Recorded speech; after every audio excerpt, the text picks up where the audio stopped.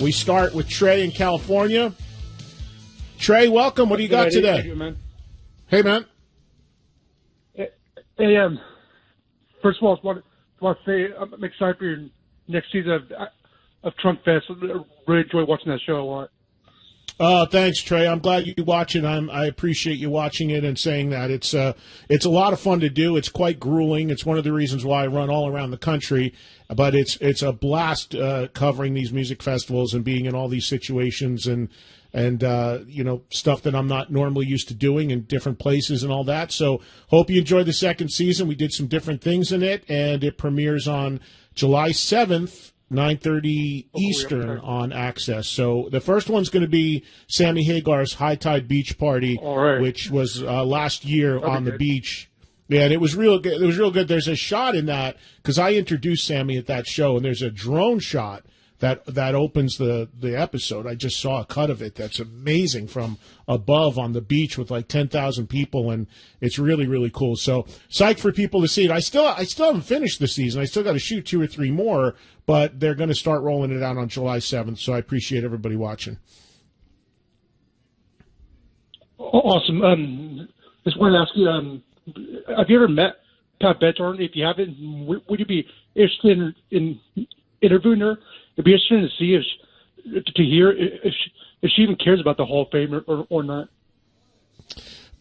Trey, I interviewed Pat for my podcast. Speaking of podcasts, thank you, Trey, for the call. I had a podcast before I was I still do have a weekly podcast, but my podcast existed prior to Volume existing, and one of the reasons why I started doing a podcast, and I'm in a fortunate position that since I have a following and an audience, people actually listen to it.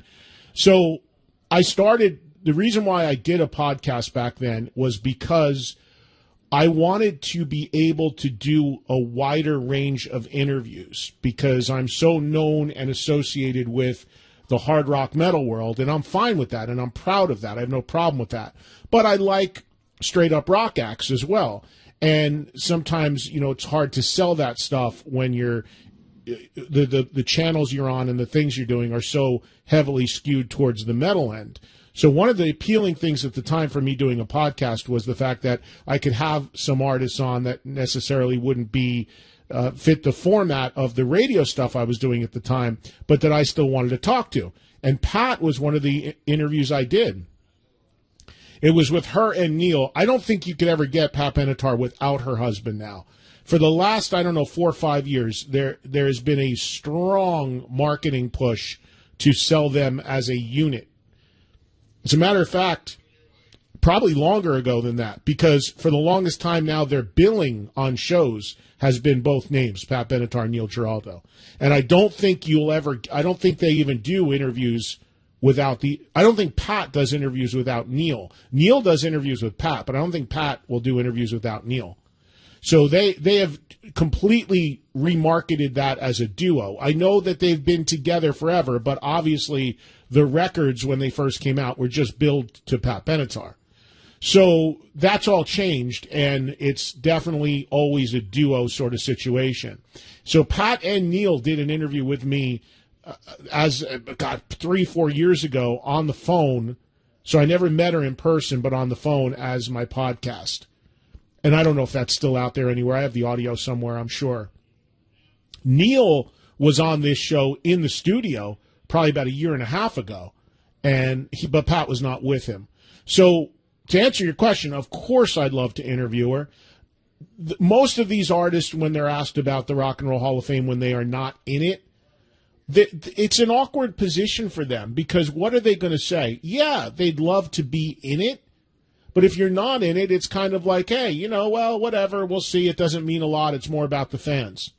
And then sometimes you finally get inducted into it and you still feel that way. And then other times you get inducted into it and you're like, wow, this actually was pretty cool. I do get it now. This actually is impactful to me. So people feel different ways about it, but when you're not in it, and, of course, the artists have absolutely no control if they ever do get in it. All they can really sit there and do is say, well, it would be nice if it happens. But that's about it. Ed, we okay there? Yeah, a little hiccup with the computer. We're good. Oh, Sorry. okay. All right. That's okay. All right. So, Trey, the long and short of it is love to have Pat on, and maybe we will sometime soon. And as far as the Hall of Fame, it's ridiculous she's not in it, and she should be.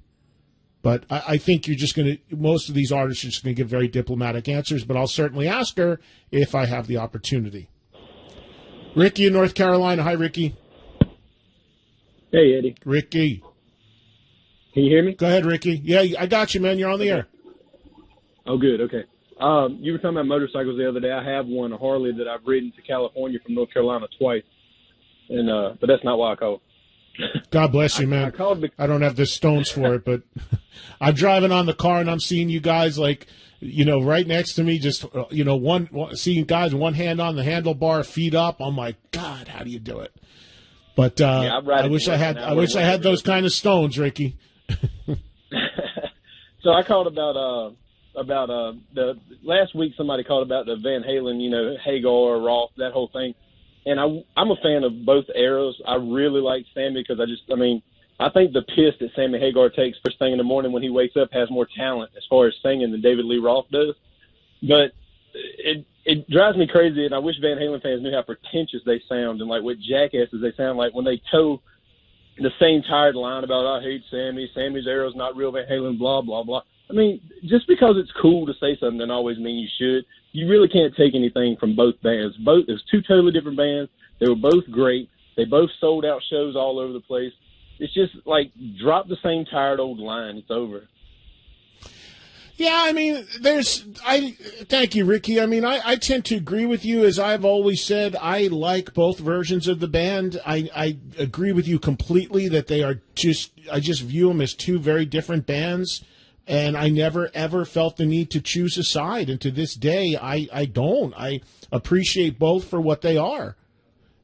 But I also think that, nothing touches the first four records. As far as top to bottom, complete records, the first four records are untouchable for Van Halen. But I think that outside of that, yeah, you just look at it as two very different bands. That's all it is. But there are people that get caught up in these sort of things and these wars, if you will, and they don't. They just feel that they've got to be in one camp or another. It is what it is. That's what being a fan is. It's fine. John in Queens, go ahead, John. Hey, Eddie, I have a Marilyn Manson top 20 list I'd like to share with you because I know you'll never do a Manson top 20 because he's a controversial character. Anyway. Not that's. Whoa, John. First of all, I don't. I would never not do a Manson top 20 because of controversy. I love Manson, and I would never run from controversy. I don't think I would never do a Manson top 20 because, honestly, it's not. I don't think there's enough there in terms of enough crazy fans to get engaged in something like that. I just don't think there's enough history and enough people that really could know his whole catalog inside out that it would really inspire any sort of debate. But it has nothing to do with controversy. Okay, I got my list ready to go. John, hold on. I don't think we've ever done a list, a top 20 list for something we've never done a top 20 for. Yes, you did. Hold on, John. I'm going to go to my producer, Ed, for the judgment call on this because this can open a rabbit hole now. Exactly. I don't like this, Ed, Eddie. You don't like this. I don't. We're setting a bad precedent. Because then, I apologize, John. Really, I do. New York boy to New York boy, but no, we can't do this because then people are going to call up with whatever. John, Ed, go ahead. In the past, you had a Queensryche top 20 list call. Did we? Yep. No, we did not. Yes, I did. I heard it. John, I was questioning whether we should open this door, and I love you, and I know you listen all the time, and you're a regular caller, but we're going to give you the buzzer on this one because we are not going to accept your list because I don't want to open the rabbit hole, like Ed said. Here's what I tell you to do, John. Post it on our social media. Post it at Eddie Trunk, at SiriusXM Volume on Twitter. We'll have a look, and we'll check it out. And I'll be curious to see what's on it because I am a Manson fan. But I think if we do this, thank you, John. I'm letting you go. If we do this, it opens up a slippery slope because then we're going to start getting calls, people saying, okay, I'd like to give you my my Bullet Boys top 20. Nothing against the Bullet Boys. I love them, but you know what I'm saying. It opens up a whole rabbit hole. Here's my top 20. Yes, let's keep our top 20s to ones we've actually done. Otherwise, it's like, what's the point? But Manson, as a fan, I would do in 2 seconds.